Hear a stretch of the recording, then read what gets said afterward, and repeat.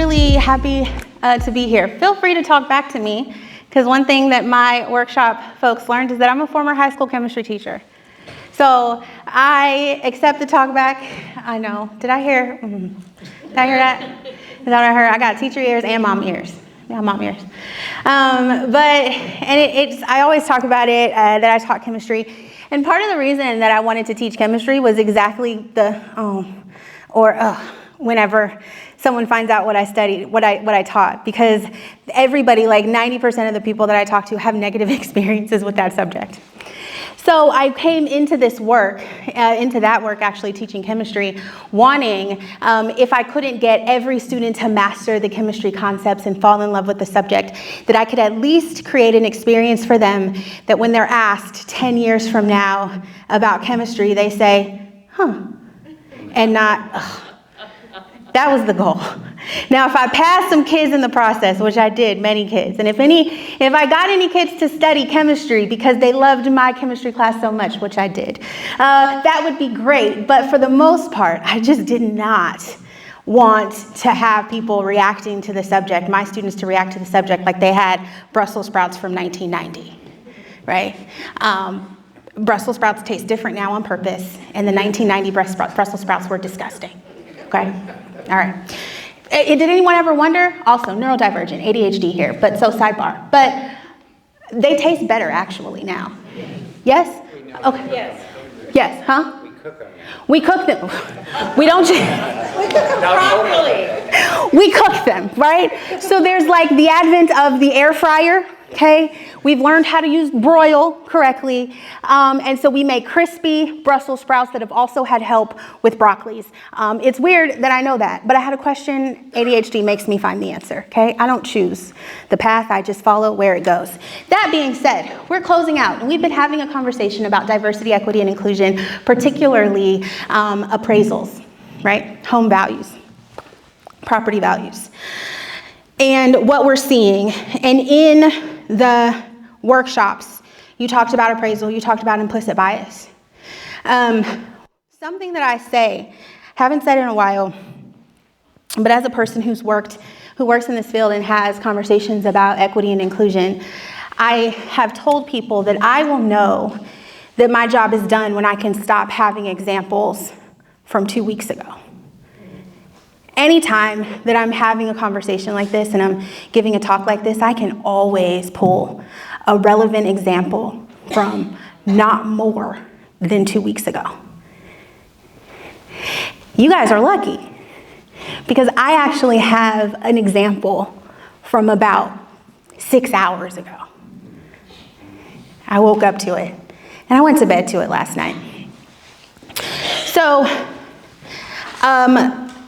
my husband and I, we own a home in Fairfield, and we purchased a home 2021 in Vacaville. We have 5 kids. We purchased a larger home, 5 bedrooms, whatever the case may be, in Vacaville. And we had our other property. We rented that out. Something happened at my son's school. We needed to move back close to the school that we were in, so we flipped. We moved back into the Fairfield house. We rented out the Vacaville house. And we have now been experiencing some interesting dynamics since we chose to rent our home. Now, the first thing that I want to do is I want to ask you something. I'm a teacher, so whenever there's a whiteboard or a flip chart, I am happy. All right, so if we look at this as home, I'm a teacher that taught chemistry, okay? Not art, not anything else that would make this look better, okay?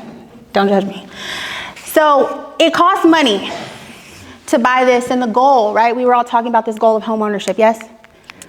And home ownership affords us the opportunity to be able to more proactively participate in getting what we've dubbed the American dream, right? Yeah. So my question is this, and just feel free to shout it out. Who's involved in this process? Like, think about it. From the time that the home is not existing, there's a piece of land. Who is involved in getting this house to be built and purchased? Yes. Okay? Just shout them out. Developers. Keep going. Builders. Huh? City planning. City planning. Keep going. Realtor. Realtor. Keep going. Lender. Title.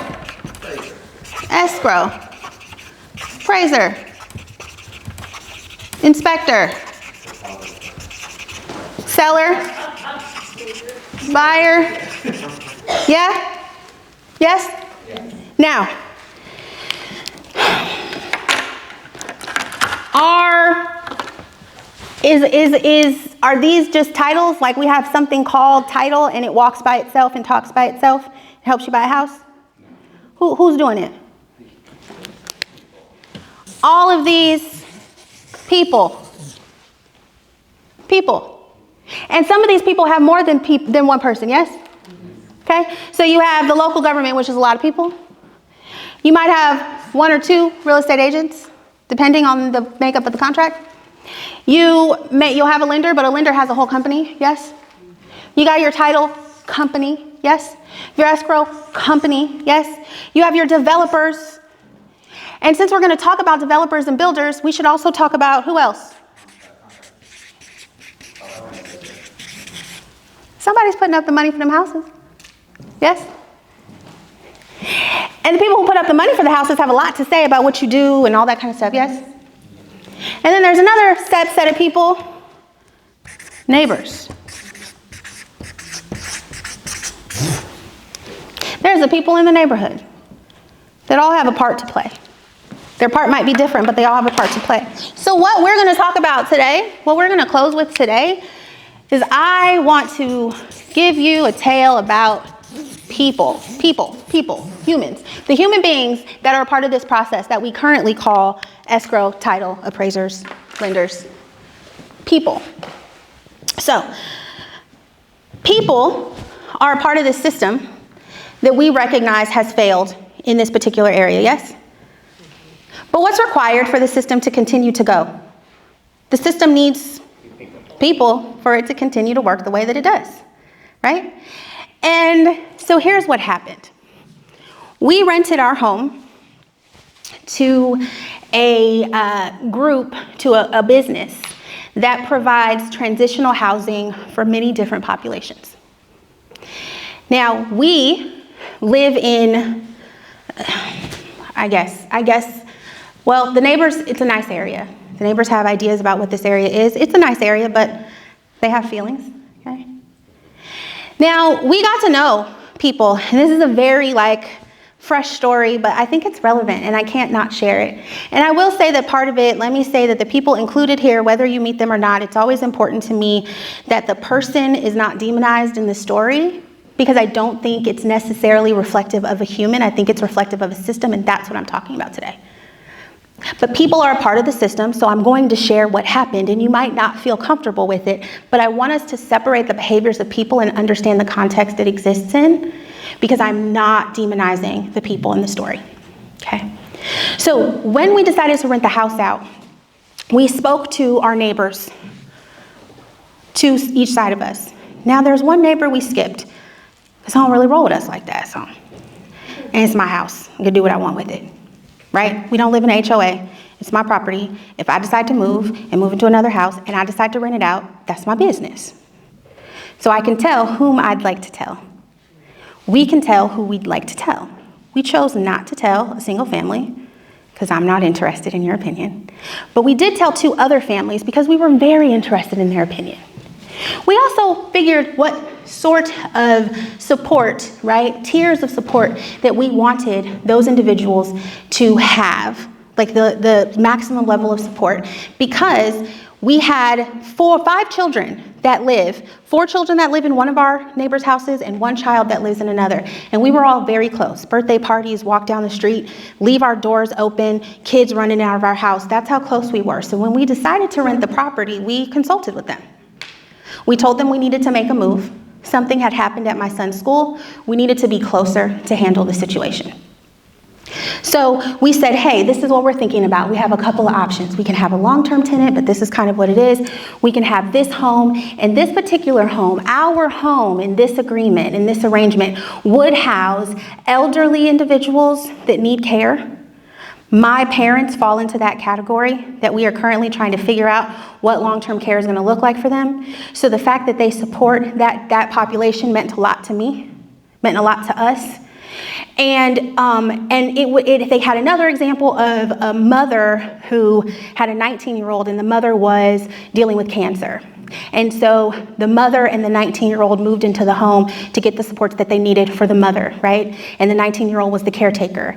Now also they are set up in true fashion like a transitional home. So they have staff there that comes in. There are cameras inside of the house and outside of the house. They have very firm rules. It is a drug-free environment, not even marijuana, even though it's legal. Like we handled those things. The neighbors agreed. They didn't love that we were leaving, but they understood, and they heard what we said, and they said, okay. The neighbor we didn't tell was upset and came to us and had something to say, and we thought we got through that. And then I get a call a couple weeks ago asking me to find out about their backgrounds and find out about all these things, because they saw people that they didn't know, and they didn't know there were people coming in and out of the house, and we just don't know who it is, so can you find out more? I was like, okay. So shortly after that, our neighbor that we didn't tell called the police on a resident. In the conversation that he had with my husband when he first let us know how frustrated he was, he told us that he had left a previous neighborhood that had, so many words, these undesirable people, and he moved out into Vacaville to get away from all that. He thought he left that behind. He didn't think it would be living next door. So we let that go. And then we find out the cops are called on a person, let's say, for drugs? No. Fighting? No. Yelling out front of the house, causing a disturbance, having a loud party, blocking his driveway, walking on his lawn? No. There was a gentleman at the house that was working on his car at 5 o'clock in the morning. And it had happened for a few days, and it was loud, and it was annoying. And so my question is this: if this is your neighbor who's doing this, because it can be annoying. We had neighbors that had like a chicken, rooster. I don't know what that doggone that doggone thing. You know what I mean? So let's say your neighbor is tinkering with a car at 5 o'clock in the morning, maybe multiple mornings. What might we think we would do in that situation with your neighbor? Go talk to them. I don't feel like anybody was like, I'm gonna call the cops. I don't think we said that, yeah? Talk to them because they're your neighbor. So hold that thought, okay? We didn't talk to them. We called the cops. So the cops are called. No one was apprehended. There was no crime. Just told the individual. They were searched, however. Police searched them. Searched the car, searched them. They were working on their car. And then the director of our particular site went to our two neighbors on both sides of our property last week and had a conversation with them and said, hey, this is who we are. Now, we had already introduced. We didn't think there was a need for like a formal introduction, but because honestly, it's not your business, okay? But they did have the introduction, okay? And when they got the introduction, we had not yet, for whatever reason, I don't think it was intentional, but let me, also when I tell stories, I like to own my part. We didn't tell them the company. We did tell them the stipulations. We told them who would be there. We told them the things, but we didn't tell them the company. It's not really your business. None of this is their business. We also didn't do it though. Well, when the director comes over, the director provides his information and his card, and they go and they look on the website for this company that has rented out the property. And then we get text messages from those who were our friends last night and this morning while I'm on my way to have a conversation about property values and DEI. So let me share with you a little bit of what's happened. in these text messages. Yes, I'm doing it. You know why I'm doing this? Because I don't normally do this. Normally, I do very hypothetical sort of things, but I feel like at certain points in time, the hypotheticals don't feel real. They're always what if.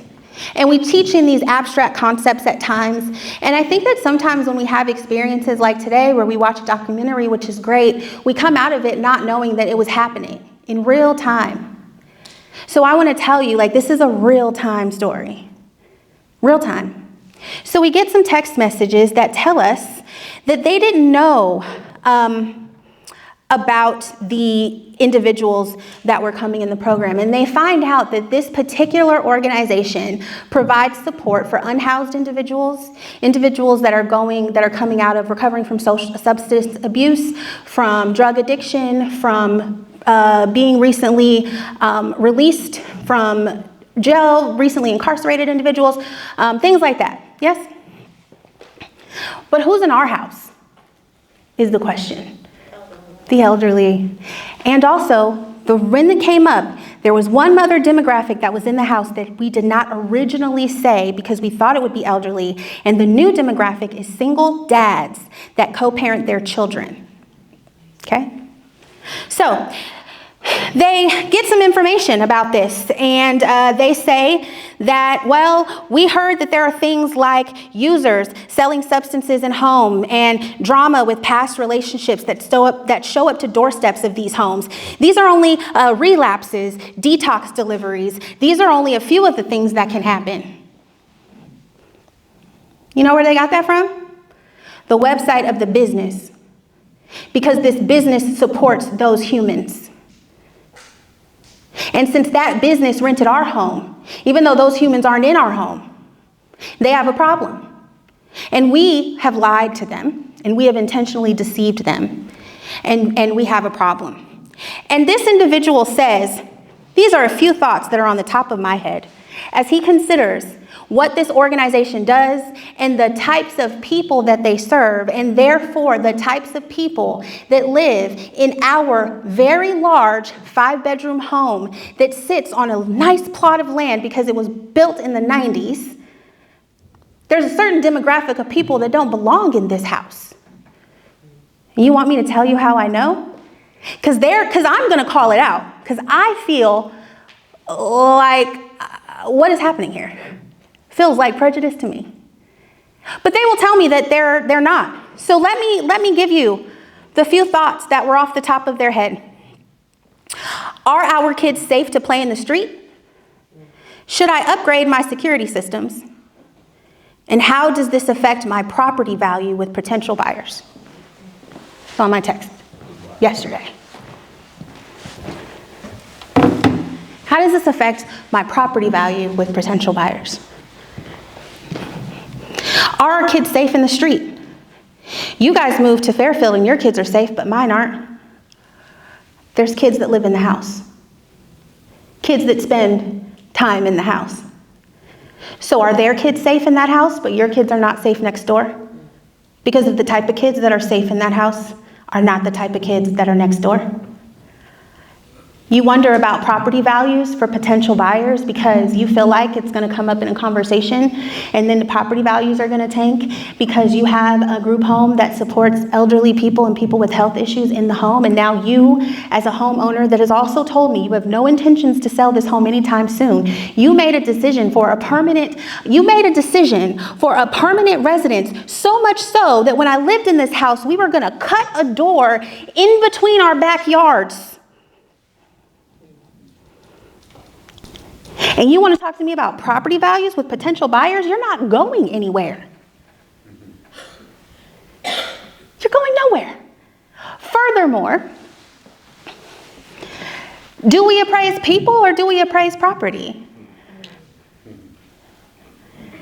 And now we have a problem. And why do I tell this story? Well, we probably know why I told this story, but at the end of the day, I start off by saying, drawing this house in the center and asking you all the things that are involved in one human purchasing this house, and they all revolve around people. You need people to uphold the systems that have done what they have done. And so when there's a question of what do we do, in addition to the systemic changes and the data and all of that, which is 1000% correct, you still need changes within humans in order to make this happen. And what that means is there are people, a part of this whole process, that feel the exact same way as the people here, which comments about the praisers and Facebook groups and things like that. That's what we're experiencing. And that's what's still happening right now, not even just with real estate agents and with the industry. It's happening with normal, regular people who live next door to homes that house people who they have deemed undesirable. And so much so that it doesn't matter if the undesirables are actually in the home. It only matters that the organization supports those that they deem undesirable. And the interesting question is, well, let's hope you don't end up in a situation where you need to be helped and housed with a program like this. Because according to the people who think this way, if you ever should need help in a program like this, there are only certain types of neighborhoods that you will be able to exist in to receive that support. And those neighborhoods are usually the ones where people fell out in the first place, and they send them right back there, and they end up right back in the system. That's what happens. But we decided, and I'm not saying this in a way to say that we're any more morally better than anyone else, but I don't understand why people who are elderly or people need support can't live in a nice neighborhood. My other question is this: since when do we think that people who are in transition can't be positive additions to a community? The kids that exist there need kids to play with. The fathers that live there could benefit with father support.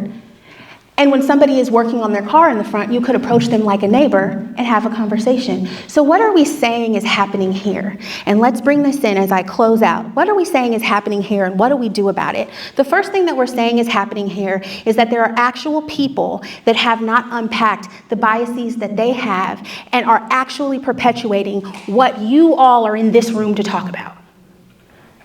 You spend all your time here to talk about a thing, and there are people that are perpetuating this in real time, actually today. So what do we do about that? And where is the hope? Because if there was no hope, I wouldn't be doing this, because like, why? But there is. The hope is to understand that including the system, we do also need to work on ourselves as people.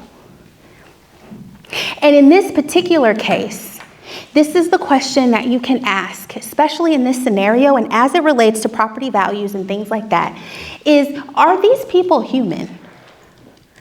Because as I've thought of this particular question or this particular scenario, this is what I am wondering about the text messages that I got.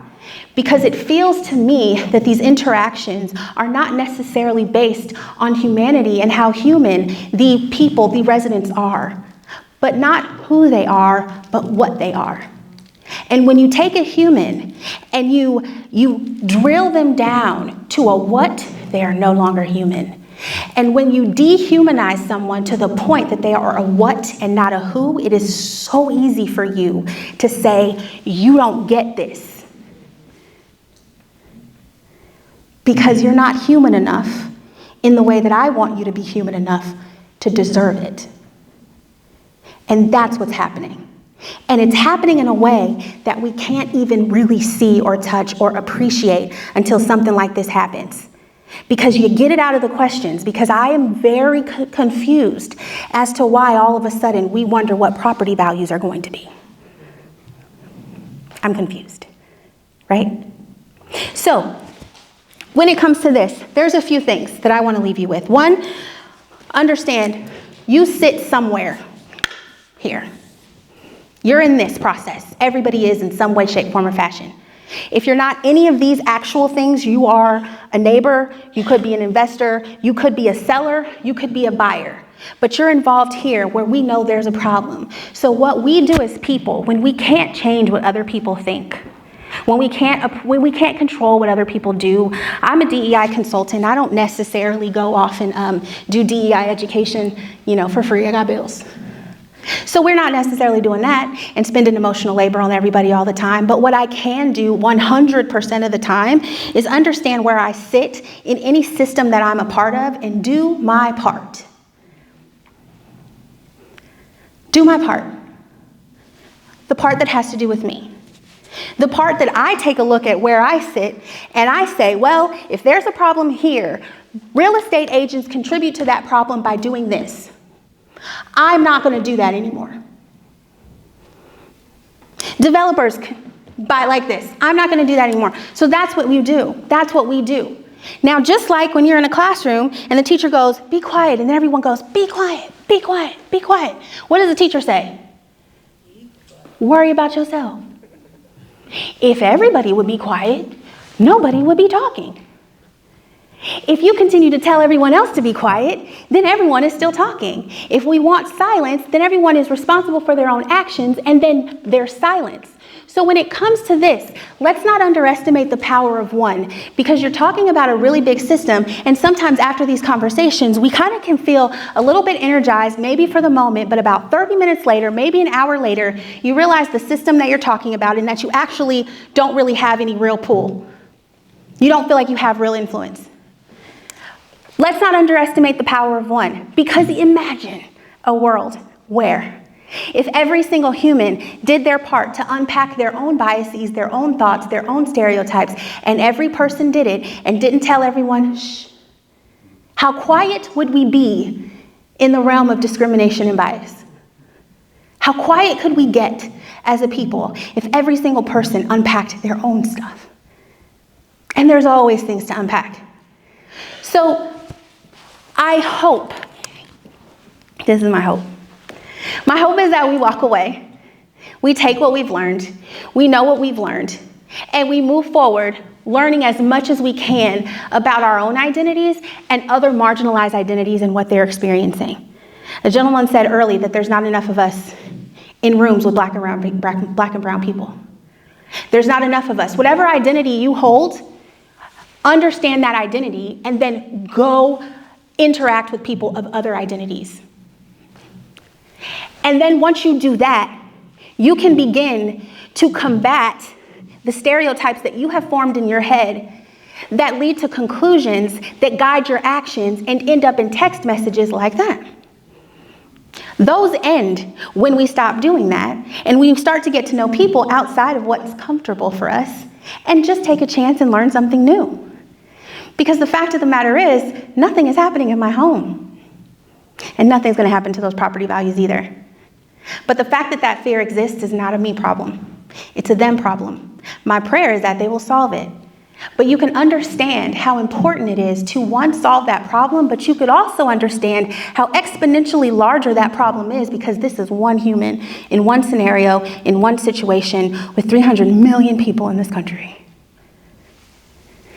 So what we're going to do is we're going to know that it exists. We're not going to forget that it exists. We're going to call it out when we see it. And I'm not going to vow to make any changes because what I'm not going to do is if this house is safe, they stay. Because one of the things that a choice I can make is I can either perpetuate and validate the stereotype, yes, by being like, you have to go with no data to support it. If there's data to support it, then that's fine. But there's no data to support it. So if I were to make a change to make them feel comfortable, I am complicit in the very system that I am highly critical of. Therefore, I won't. And that's where we have to be. And because I made that decision today, let me also tell you there's a cost. Because I made that decision today, somebody that I'm very close to is no longer my friend. This morning. Because we all don't take the time to make sure that every single time we are dealing with people, we are dealing with humans. We use appraisal and computers and data for property. We don't use that for people. And systems of discrimination need people to function. So we make a decision that we're not going to be that. And if all of us decide to not be that, then we don't have this anymore. So that's what we're going to choose. I hope that's what you will choose.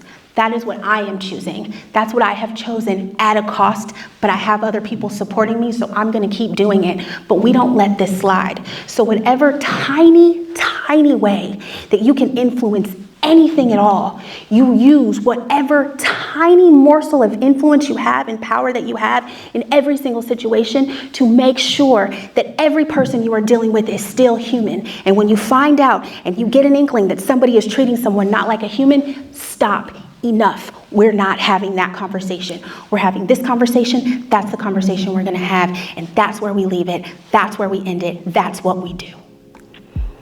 Thanks.